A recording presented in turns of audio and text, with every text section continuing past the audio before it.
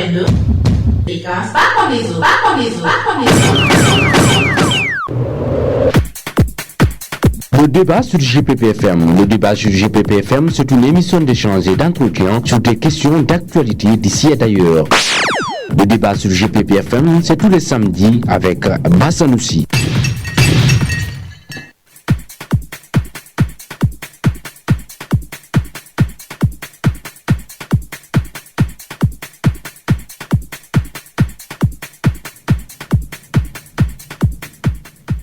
Aimables auditeurs de la 97.2, bonsoir et bienvenue dans cet autre numéro de GPP Débat. Les interventions dans la presse écrite de l'homme d'affaires et futur leader politique Diallo Sadakaji font des vagues, inquiètent et soulèvent des doutes dans certains milliers guinéens à cause de leur qualité intellectuelle, du niveau d'analyse et de sa cohérence politique. Diallo Sadakaji est-il l'auteur de ces déclarations? Pour en débattre, nous aurons en ligne d'Allemagne Sadio Bari, directeur fondateur du site d'information et d'analyse guinépresse.info et confident de Diallo Sadakaji. Ici au studio, nous avons le doyen Bassanoussi, sociologue, journaliste et principal animateur de cette émission GPP Débat sur la 97.2. Il sera aussi question dans cette émission de l'augmentation du prix du carburant à la pompe. Micro-présentation à titre spécial, Idrissa Sampirin Diallo, Tierno Amadouba m'accompagne aux opérations techniques. On se retrouve juste après cette virgule musicale. Soleil. Tu es mon soleil. GPP.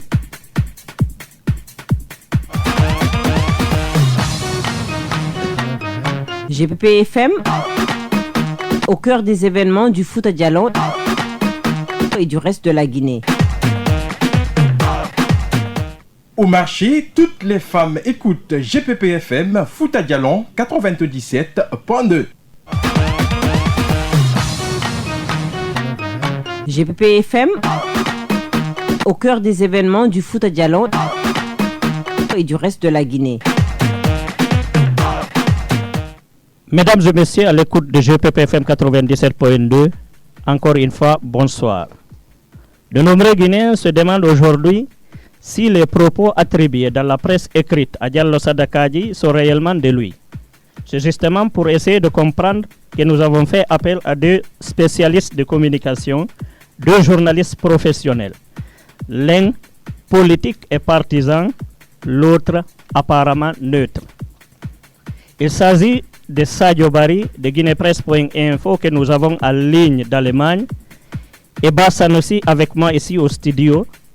Pour commencer, nous allons saluer d'abord nos invités. Bonsoir Sadio Bari. Bonsoir Sadio Bari. Je pense que nous avons des soucis techniques d'ici là. Bonsoir doyen Bassanoussi. Bonsoir Idrissa Sampirin. Bonsoir à nos auditeurs. Bonsoir aux auditeurs de GPPFM. Je pense que... Bonsoir Sadio Bari et M. Bassanoussi. Oui, et comme l'a dit à l'entame de cette émission, il est question des déclarations attribuées à Diallo Sadakaji dans la presse écrite. Oui. Et comme on le dit, il y a beaucoup de personnes qui se demandent si réellement le vocabulaire utilisé, la syntaxe sont propres à Diallo Sadakaji ou si c'est des spécialistes qui rédigent à sa place. Et quel est votre avis sur cette question? Bon, je vous remercie de me recevoir dans cette émission comme invité, comme analyste politique ou analyste des événements dans notre pays. C'est un privilège pour moi d'être là pour essayer de comprendre le phénomène, parce qu'il faut l'appeler ainsi, le phénomène Diallo Sadakaji. Vous-même, vous avez rappelé dans votre entame, dans votre introduction, que de nombreux Guinéens se demandent est-ce que ces propos émanent évidemment de Diallo Sadakaji. Pourquoi? Parce que vous avez dit que l'analyse politique, la profondeur de l'analyse et également la concordance de la cohérence et la concordance de la logique dans laquelle s'inscrivent ces propos ne sont pas propres pour ces Guinéens, bien sûr, à la personnalité ou aux caractéristiques de la personnalité de Diallo Sadakaji. Mais au-delà, vous avez signalé un problème, quelque chose de très important, il y a autour de tout homme politique, autour de tout chef d'entreprise, des spécialistes de communication. Vous-même, vous êtes rédacteur, vous avez votre journal, vous écrivez sur les sites, vous savez bien que vous pouvez interviewer quelqu'un dont les propos sont décousus, qui n'utilise pas un bon langage, un bon français, et vous le préparez, vous le modélez, vous le moulez pour que ces propos apparaissent consommables, comestibles aux yeux de votre, comment on appelle ça, lectorat, ou aux yeux de votre, si vous êtes journaliste de la télévision, aux yeux de votre téléspectateur. Maintenant, de là à dire que ces propos ne peuvent pas émaner de Diallo Sada Kadi, c'est un pas que moi je ne voudrais pas franchir. Je voudrais plutôt dire que si il est vrai, je dis si parce que jusqu'à présent, on va en parler certainement, je sais que vous attendez ce point-là, s'il est vrai que Diallo Sada Kadi arrive sur l'arène politique guinéenne, c'est... Et je pense que nous sommes en ligne avec Sadio Barry. Bonsoir Sadio Barry. Encore des soucis techniques.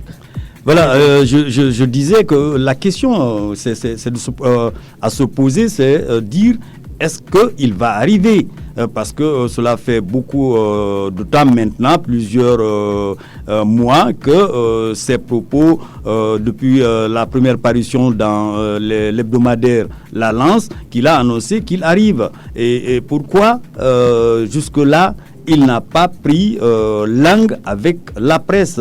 Pourquoi lui-même on n'a pas écouté ses déclarations dans une station de radio, que ce soit ici, que ce soit à l'extérieur? Il a la possibilité de le faire. Ça peut être une stratégie. Que la première sortie médiatique de Diallo Sada Kadi, c'est avec le groupe Jeune Afrique l'Intelligent.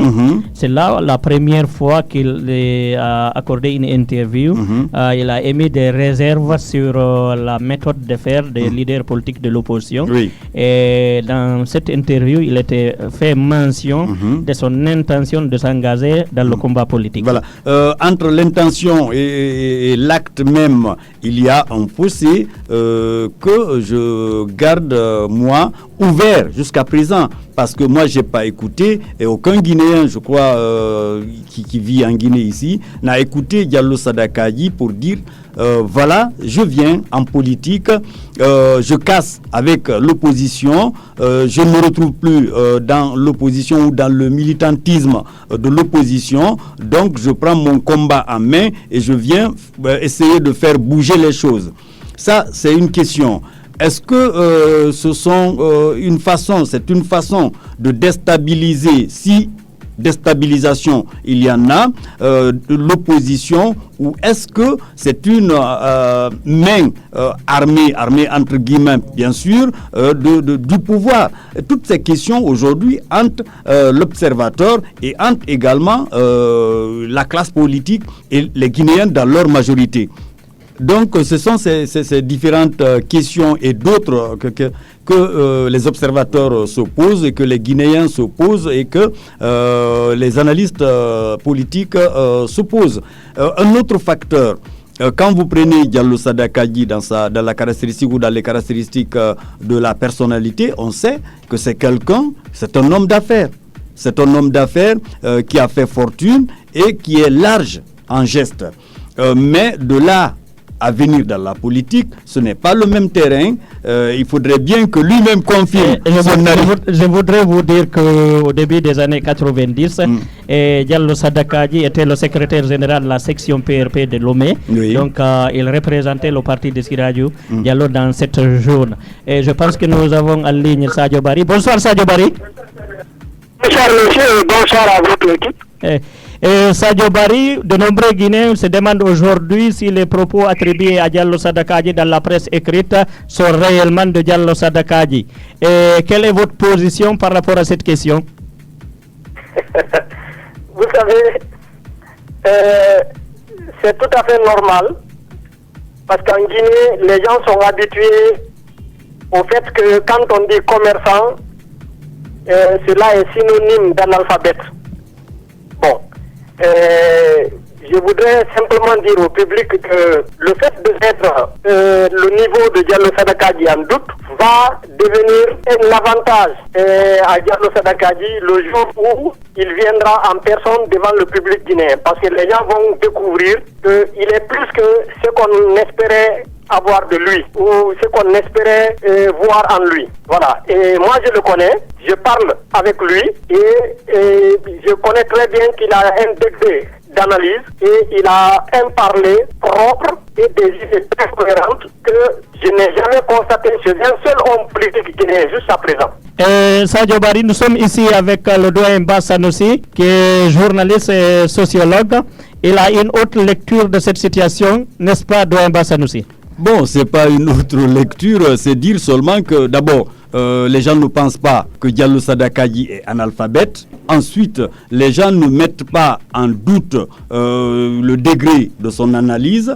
Les gens pensent plutôt que de la façon dont cela est écrit dans les journaux, c'est pas que Diallo Sadakadji ne peut pas le faire, mais c'est quelque chose de moulé par des spécialistes en communication qui fait que c'est beaucoup plus comestible que si Diallo Sadakadji lui-même se mettait à parler au public ou se mettait à écrire à ce public. C'est ce que les gens disent, et lui-même, Barry, il a reconnu que cela est tout à fait normal. Et s'il pense maintenant que Diallo Sadakadji va surprendre, ça va être une qualité, ça va être un avantage pour lui, mais qu'est-ce que Diallo Sadakadji attend pour s'adresser au peuple de Guinée? Qu'est-ce que Diallo Sadakadji attend pour parler sur les médias guinéens ou sur les médias extérieurs? Pourquoi il est tant difficile d'accéder à Diallo Sadakadji? Pourquoi mettre un mythe autour de Diallo Sadakadji? C'est ça, ce sont les points d'interrogation que les observateurs se posent ici en Guinée, et que le public, dans sa majorité, le peuple pour lequel Diallo Sadakadji veut se battre, veut s'engager sur le politique, c'est ces questions-là que que le peuple guinéen se pose. Et pourquoi eux qui sont autour de Diallo Sadakadji ne diraient pas à Diallo Sadakadji, voilà, le moment est venu de t'adresser à ce peuple? Et Sadio Barry, oui. As-tu une réponse à cette interrogation? Pourquoi vous qui entourez Diallo Sadakadji, vous ne dites pas à Diallo Sadakadji d'agir à visage découvert maintenant? Oui, mais écoutez, le collègue vient d'expliquer que ce dont les gens parlent, c'est de dire que Diallo Sadakadji ne peut pas écrire les choses telles que c'est écrit. Naturellement, si on parle d'interview, ce n'est pas la personne qu'on a interviewée qui écrit. La personne parle et le journaliste transcrit ça directement dans le texte. Personne n'a dit que c'est Diallo Sadakadji qui a écrit un texte qui a envoyé le défi, ou les différents journaux. Et même quand on interviewe Alpha Condé ou n'importe quel autre intellectuel dans la vie, c'est comme ça que ça se passe, tel que ça s'est passé avec Diallo Sadakadji. Bon, en ce qui concerne la question pourquoi Diallo Sadakadji ne sort pas maintenant, mais écoutez, on ne peut pas avoir l'ambition de postuler démocratiquement pour une élection présidentielle dans un pays et sans jamais venir devant le public. Parce que Diallo Sadakadji est appelé à faire campagne, il est appelé à décliner son programme politique et à convaincre les Guinéens en live. Alors, c'est parce que simplement les gens, ils se précipitent. Les gens, je ne comprends pas pour quelle raison ici, les gens n'ont pas de la patience. Le monsieur, il a un programme. Monsieur Barry, le peuple de Guinée est plus que patient. Voilà plus de 57 ans que ce peuple-là souffre à l'indifférence de tout le monde, et vous dites que c'est une injure de dire que le peuple de Guinée n'est pas patient. Ce que le peuple veut, c'est que, puisque vous parlez d'élection présidentielle, ça veut dire que vous voulez que Diallo Sadakadji se positionne pour 2015, parce que c'est l'élection la plus proche en matière de présidentielle, de toute façon, dans notre pays. Maintenant, pourquoi ne pas présenter ce projet de société? Pourquoi ne pas sortir le nom de son parti? Pourquoi Voilà. Vous êtes dans les secrets de Diallo Sadakadji. Excusez-moi, si vous dites que le peuple c'est une injure envers le peuple, moi, ce n'est pas le peuple qui a posé ces questions que vous posez là. C'est tout le peuple de Guinée que se pose cette question. L'animateur de l'émission l'a rappelé, la majorité des Guinéens se posent cette question-là. Voilà. Donc moi je voudrais vous dire ceci. Je voudrais simplement vous dire que Diallo Sadakadji est à sa troisième déclaration publique comme ça. Maintenant, il est en train de travailler à la fondation du parti. Naturellement, Au moment où on est en train de fonder un parti, en ce moment-là, on ne va pas venir et mettre au public tout ce qu'on est en train de mettre sur place comme stratégie. Donnez-vous un peu de temps, certainement, avant la fin de février 2014, là, tous les Guinéens seront satisfaits sur ce plan. Justement, M. Barry, je crois qu'on a compris cet aspect, mais on va aller à l'essentiel. À votre avis, à qui profite l'arrivée de Diallo Sadakaji dans l'arène politique? L'arrivée de Diallo Sadakaji dans l'arène politique va profiter au peuple de Guinée dans son ensemble. Parce que c'est ce peuple qui est aujourd'hui politiquement orphelin et livré au caprice d'une certaines cliques venues de la diaspora, de l'étranger et de leurs amis qui sont en train de piller la Guinée et d'assassiner nos enfants et nos frères. Oui. Donc, voilà. Et à vous écouter, on a tendance à croire que vous développez un schéma de communication qui vise à déstabiliser l'opposition guinéenne, en particulier l'UFDG de la cellule d'Alain Diallo. Non, ce n'est pas notre intention. Je vais vous dire une chose. L'arrivée de Diallo Sadakaji, contrairement à ce que beaucoup pensent dans l'entourage de cellule d'Alain, ça va être un bénéfice à l'UFDG lui-même. On est en train aujourd'hui d'assassiner les militants de l'UFDG froidement en Guinée. On est en train de piller les richesses et les fortunes, les commerces des gens qui ont soutenu l'UFDG. Cela est resté impuni. Alors, on a besoin d'un homme politique, on a besoin d'un homme charismatique devant lequel Alpha Condé aussi tremble. On a besoin de quelqu'un qui va imposer la justice en Guinée. On a besoin de quelqu'un qui va mettre fin à ces assassinats continués et perpétuels dans les quartiers de Bandiete et Koloma. Ce sont les militants de l'UFDG qui sont massacrés. M. Barry, de justice. M. Barry, oui.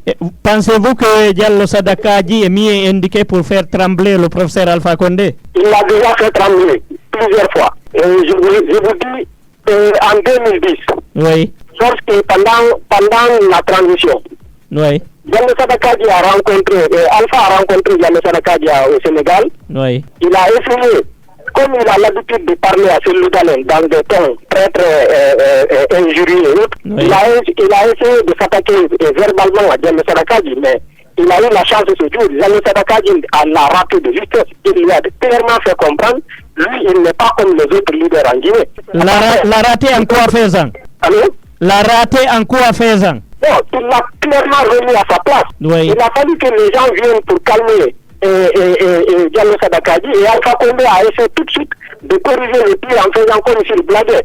Écoutez, Alpha Condé n'a jamais osé ouvrir la bouche devant Bamamadou.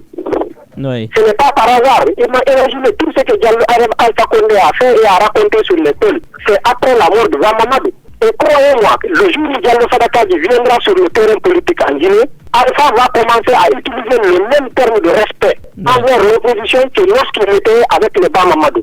Je vous donne cette garantie. Et Bassano aussi. Oui, moi je voudrais déjà féliciter mon Barry parce que je crois qu'il a compris que la meilleure stratégie de communication, puisqu'il est spécialiste de communication, la meilleure stratégie de communication à élaborer pour Diallo Sadakaji, s'il veut, encore je dis si il veut venir sur le terrain politique en Guinée, c'est qu'il parle au peuple et qu'il sort de ses réserves, qu'il dise, me voilà, tous les propos que vous avez lus sur les sites, dans les journaux, ce sont mes propos. La preuve, c'est qu'aujourd'hui, je veux vous parler, voilà ce que je vous propose. C'est ça qu'on attend de Diallo Sadakaji s'il veut venir. Maintenant, il dit que l'avantage ou à qui profite l'arrivée de Diallo Sadakaji, moi je dis, on attend de voir. À qui profite, pourquoi, en quoi Diallo Sadakaji est-il différent fondamentalement des hommes politiques qu'il accuse à tort ou à raison d'être des accompagnateurs. Diallo Sadakaji, moi je ne suis pas, M. Barry, je ne suis pas un journaliste militant.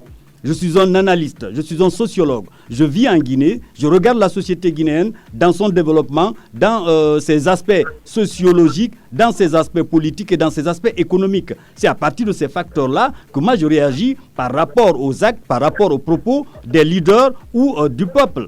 Et c'est ce que je dis pour le moment, rien ne le différencie des Cellou d'Alain Diallo, des Alpha Condé, des autres. Pourquoi vous le dites? Pourquoi parce que il dit dans ses derniers écrits ou dans sa dernière interview que les opposants qui sont là, si Alpha Condé fait ce qu'il veut en Guinée, c'est parce que Alpha a compris que ses opposants sont des accompagnateurs. Donc, lui-même, Diallo Sadakadji, cautionne cela, que ses opposants sont des accompagnateurs. En quoi il cautionne? Il cautionne parce qu'il le dit. Oui. Il le dit, ce sont ses propos, ce n'est pas les miens. Oui. N'est-ce pas? Vous l'avez lu au même titre que moi. Ensuite, Diallo Sadakadji, vous l'avez dit, il était le chef de section. Le secrétaire général de la section PRP de Lomé en 93. 93. Ensuite, dernièrement, il a toujours accompagné l'UFDG. Il a accompagné, c'est lui l'a reconnu. C'était un ténor, un bailleur, quelqu'un de très positionné au niveau de... même s'il n'était pas dans les instances. Ce qui veut dire qu'il a accompagné les accompagnateurs. Non. Ça veut dire qu'il est lui-même, quelque part, qu'il partage la responsabilité de l'échec de cette opposition. Oui. Et je suis d'accord qu'il s'arrête, qu'il fait une introspection pour dire attention, on a commis des bêtises, on a commis des erreurs, et moi je me rectifie, et à partir de là, je me radicalise, je vais sur un autre chemin, autre que celui suivi par l'opposition actuelle. Là, je l'aurais compris. Mais on a l'habitude dans ce pays d'accuser. Il parle de diaspora. Mais il vient d'où, Diallo Sadakadji? Je le pose la question à M. Barry. Et ensuite, déstabiliser. Vous avez parlé de déstabilisation. Pour le moment, selon l'analyse que je me fais et que beaucoup de gens se font, Diallo Sadakadji, quelle que soit sa puissance, il n'a pas la force de frappe nécessaire pour déstabiliser l'UFDG. L'UFDG, je ne suis pas militant, je n'ai jamais milité. C'est un parti qui s'est enraciné, qui a une force de mobilisation, même si l'UFDG a ses faiblesses, même si l'UFDG, peut-être d'autres le diront, est mal géré. Mais il faut reconnaître quand même que c'est un grand parti. La preuve, les dernières législatives, le nombre de députés le prouve. Allez-y à Conakry, vous avez assisté à des manifestations appelées par l'opposition en général. Quels sont les militants les plus nombreux? Ce sont les militants de l'UFDG. Donc pour le moment, je ne vois pas en quoi l'arrivée de n'importe qui sur l'arène politique guinéenne peut déstabiliser un parti comme l'UFDG. Donc... Et Sadio Barry? Oui, excusez-moi. D'abord, j'aimerais corriger un peu ce que le collègue dit. Oui. Jamais il n'a été dans le programme ou dans le projet de Diallo Sadakadji ou bien de ceux qui travaillent avec lui de déstabiliser l'UFDG. Non, excusez-moi, c'est pas vos propos, c'est pas vos propos. Alors, d'accord. Voilà. L'objectif, c'est de ne même pas déstabiliser quelqu'un, c'est de chasser Alpha Condé du pouvoir. Et je vais vous dire une chose. Vous dites que Diallo Sadakadji, il a accompagné l'UFDG, il a aidé l'UFDG, donc il fait partie de ceux qui ont raté leur mission. Et je voudrais vous dire une chose. Ce qui révolte Diallo Sadakadji aujourd'hui, c'est exactement ce qui révolte beaucoup d'entre nous. Nous qui avons avant travaillé pour l'UFDG, l'opposition guinéenne. Ce n'est pas seulement l'UFDG, même pour les autres partis. Actuellement, par exemple, le mouvement que nous on a fondé, le FJD, il y a des responsables des partis du parti de PAP et des gens qui sont venus de l'IFR qui ont adhéré à ce mouvement pour que nous créions un nouveau parti. Pour la simple raison que les leaders politiques actuels, ils sont perçus comme de simples accompagnateurs, des gens qui prennent part, mais qui n'essaient pas de jouer correctement leur rôle. Et je vous explique les raisons. D'abord, on a toujours signalé, on a toujours alerté et prévenu les gens là des intentions de Alpha Condé. Diallo Sadakadji en personne, il n'y a pas ce qu'il n'a pas fait, mais les leaders politiques n'ont jamais voulu accepter, ils n'ont jamais écouté autre chose que leur propre lié à leur intérêt personnel. Vous prenez le problème de la CENI. Ils ont tout fait, c'est eux qui ont la majorité, ils ont accompagné Alpha Condé, on a donné la présidence de la CENI et la majorité des sièges de la CENI à Alpha Condé, alors que son parti est minoritaire. C'est la même chose qui s'est passée pour les législatives. Maintenant, soyez d'accord avec moi que si les leaders politiques disaient nous n'acceptons pas des élections, que ce soit à la CENI, que ce soit aux législatives, dans des conditions qui ne sont pas correctes. Alors, Alpha Condé avait le choix ou de faire ce qui est correct pour que la communauté internationale le reconnaisse, ou bien de s'imposer par la force. Donc nous, on ne reproche pas aux leaders politiques de ne pas vaincre Alpha. On leur reproche de toujours cautionner les fraudes que Alpha et les violations de la Constitution que Alpha organise C'est Barry. en leur donnant un caractère démocratique. GPPFM, Fouta Djallon 97.2, la radio qui unit. En fait, ce n'est même pas de faiblesse. Oui. L'opposition guinéenne est la frange politique la plus puissante en Guinée. C'est de la complicité, ce n'est pas de faiblesse. Oui, de la Parce complicité. que, remarquez, Alpha Condé avait la possibilité et il avait la volonté de ministre, son ministre de l'administration l'avait dit, il voulait faire en Guinée ce qui s'est passé au Togo et au Gabon, c'est-à-dire organiser, et en Côte d'Ivoire, organiser les élections législatives sans la participation de l'opposition. La communauté internationale lui a dit que cela ne marchera pas pour la Guinée. Tout était bloqué.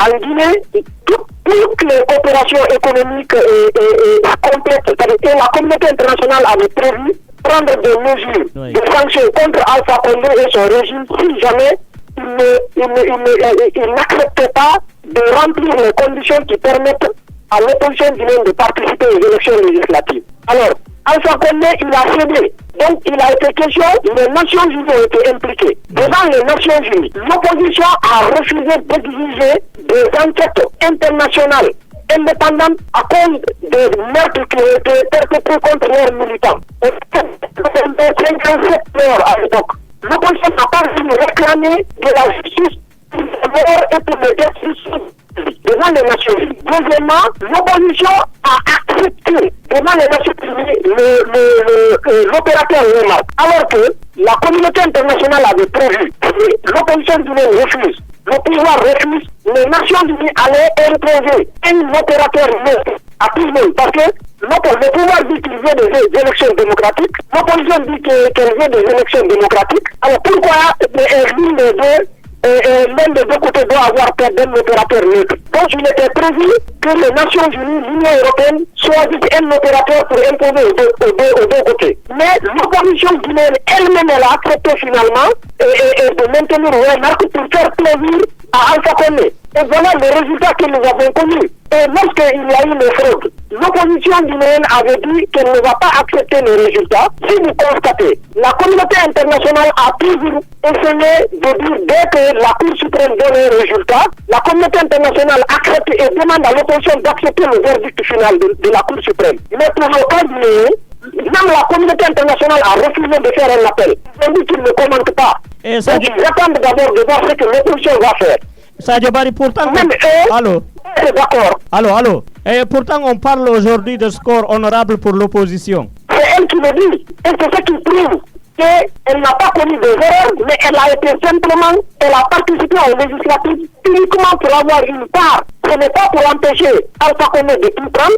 Ils ont aidé Alpha Condé à instaurer une dictature de RPG. Aujourd'hui, Alpha Condé a 75% de tous les postes de l'Assemblée, alors que son parti ne vaut pas 20% de la Guinée. Donc l'opposition a accompagné Alpha Condé à instaurer une dictature à caractère apartheid dans le Guinée chez nous. Et c'est ce qu'on reproche à ces gens. Doyen Sanoussi, quelques Oui, mots. c'est le droit le plus absolu à Barry, mon confrère, de dire que l'opposition est plutôt complice, de la complicité au lieu de parler de faiblesse. Mais sur ce plan, même si je reconnais, quand on voit la situation, l'évolution de la situation politique de ces 3 dernières années, je dis que ce sont des faiblesses, ce sont des erreurs. Quand on construit un pays, on bâtit une nation, on va avec ce genre d'erreurs. L'opposition, elle est puissante par la force de mobilisation, l'opposition est puissante par l'étendue du territoire qu'elle occupe, mais elle n'est pas encore mature pour pouvoir s'opposer à un régime qui plutôt utilise beaucoup plus la force de persuasion ou d'autres forces que la force démocratique. Et maintenant, qu'est-ce qu'il faut concrètement pour la maturité de cette opposition? Je dis radicalement, il faut que la classe politique guinéenne change. Ceux qui sont là, je le disais tantôt, ceux qui sont là actuellement ne sont pas aptes à changer, à se changer. Et comment voulez-vous qu'ils changent? N'est-ce pas? Il faut prendre de nouveaux leaders, des leaders non immaculés. Il faut prendre des leaders qui ont une vision, qui sont jeunes, qui ont du sang neuf, qui partagent les mêmes, en termes de réalité, les mêmes réalités que le peuple de Guinée. Les leaders que nous avons aujourd'hui, Barry l'a dit, je suis tout à fait d'accord avec lui, ce sont des leaders qui se battent pour la plupart pour des intérêts égoïstes. Pour la plupart, je dis, ce sont des leaders qui, devant la masse, ils utilisent, ils haranguent, ils défient. S'ils sont de la mouvance, ils défient le pouvoir. S'ils sont de l'opposition, ils défient le pouvoir. Mais ce sont des leaders qui se retrouvent quelque part dans des coins en train de continuer à faire souffrir ce peuple-là. Il a dit tout à l'heure que cette complicité dont il appelle complicité, mais ce sont ces faiblesses, ces erreurs de l'opposition qui font que nous sommes là aujourd'hui. Mais ces erreurs ou cette complicité de la part de Alpha ont été cautionnées par la communauté internationale. Nous sommes en Guinée ici. Quand l'opposition a dit Paouémak, ce sont les mêmes bailleurs de fonds qui ont tapé sur la table pour dire vous arrêtez maintenant ou bien... À ce niveau, quand vous parlez ce qui a marché, ce qui a marché en Côte d'Ivoire, ce qui a marché au Togo, pourquoi ne pas cela ne pourrait pas marcher en Guinée? Cette même communauté internationale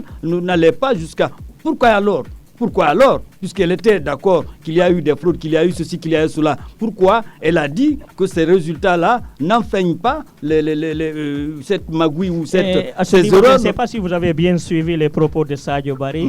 Quand vous parlez aujourd'hui de caution de la communauté internationale, dans les propos de Sadio Barry, j'ai compris que pratiquement pour Sadio Barry, cette communauté internationale n'a pas trouvé d'alliés sûrs à l'intérieur de la classe politique guinéenne. C'est pourquoi à un moment donné, elle était obligée de croiser les bras et observer. Non, mais s'il vous plaît, monsieur Sampiri, cette communauté internationale a joué au lâche, à l'hypocrisie depuis 2010. C'est cette communauté internationale qui nous a dit, vous vous attendez, cette communauté internationale attention, il ne faudrait pas quand même qu'on perde. Nous sommes pas, je ne me dis pas que nous sommes les victimes de cette communauté. Nous sommes victimes de nous-mêmes d'abord, mais cette communauté internationale, elle n'a pas fait grand-chose pour faire changer les choses en Guinée. Donc si il y a complicité également de la part de cette communauté internationale. C'est pas que parce qu'elle n'a pas trouvé des leaders charismatiques, comme Barry le dit, c'est pas qu'elle n'ait pas trouvé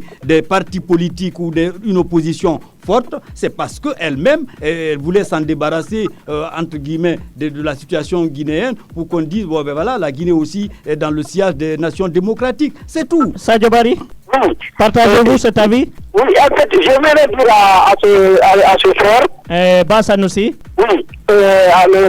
Bassanoussi, qu'en fait, il y a des choses, quand on n'est pas informé de certaines choses, on ne peut que condamner la communauté internationale. Mais maintenant, j'aimerais porter à la connaissance du frère Bassanoussi une chose.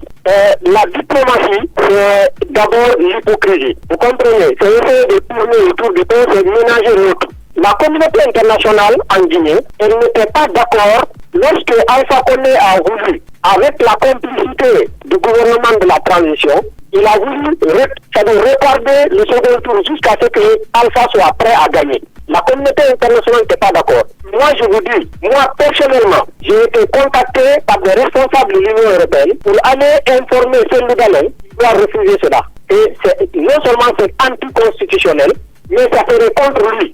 Alors, je suis allé le dire à Cellou. Et ils ont imposé à Sekouba que plus tard, le 15 août, le second tour devrait être organisé. Alors, la communauté internationale lui avait imposé. Tout le monde sait que Sekouba n'allait pas oser braver ces gens-là. Il fallait simplement que Cellou Dalein aussi le dise. Bon, maintenant, quand moi je suis allé le dire à Cellou, Cellou m'a dit que le Quai d'Orsay français, il avait appelé la nuit pour lui dire la même chose. Vous comprenez? Alors, mais Cellou, il a convoqué une conférence de presse à Novotel. Il a dit, bon oui, il accepte de se patienter jusqu'au 21 et jusqu'au 23 août. Alors que la communauté internationale avait fixé la date du 15 août. Cellou, il est sorti en dehors du cadre et donc ni lui, ni Alpha Condé n'était dans le cadre constitutionnel. Alors, Sekouba a alors accepté de faire ce que Alpha veut avec l'accord de Cellou. Mais la communauté internationale ne peut pas. Si les Guinéens s'entendent, en violant leur propre constitution, pour dire que c'est un compromis national, la communauté internationale ne peut plus s'opposer à ça. Alors, les élections, le maintien de leur marque est arrivé à un moment où la communauté internationale était déjà en train d'envisager un autre opérateur, place de leur marque. Il fallait simplement que l'opposition refuse. Si l'opposition disait oui, alors la communauté internationale allait obliger le gouvernement guinéen à accepter avec l'implication des Nations Unies à prendre un autre opérateur. Mais comme les leaders politiques guinéens ont dit qu'ils ont fait un compromis, il y a eu un accord signé le 3 juillet, la communauté internationale ne pouvait plus rien faire. Et lorsque l'accord a été violé, on a dit qu'il faut faire un nouveau recensement. Que Alpha Condé, le gouvernement guinéen a reconnu, dans les faits, qu'ils ont recensé de façon ethnique en Guinée. Jean-Marie Doré a dévoilé le 23 avril avec RFI, a dévoilé sur RFI que Alpha Condé avait fait un recensement, faire apartheid, en déclarant simplement 25 000 nouveaux électeurs pour toute la région de la Basse-Côte et 11 000 électeurs pour Touta et 400 000 électeurs pour la Haute-Guinée. Et Sadio Barry. Comprenez, donc un demi-million d'électeurs pour la Haute-Guinée. C'est ce qu'on a fait avec les marques. Sadio Barry, et nous sommes pris par le temps. Il ne nous reste plus qu'à vous remercier d'avoir accepté de participer à cette émission. Et merci à Doyen Bassane aussi. Pour conclure cette émission, je voudrais tout simplement rappeler les propos de l'écrivain et mathématicien français Blaise Pascal qui disait qu'il n'y a jamais de cause sans effet, ni d'effet sans cause, et que toutes les causes sont causées et causantes, que ce soit d'une façon médiate ou immédiate. Et le célèbre philosophe français d'ajouter, citation, que le temps est long et que l'homme est pressé. Mais chaque chose a son temps et il faut un temps pour chaque chose. Mesdames et messieurs, nous vous remercions de votre aimable attention.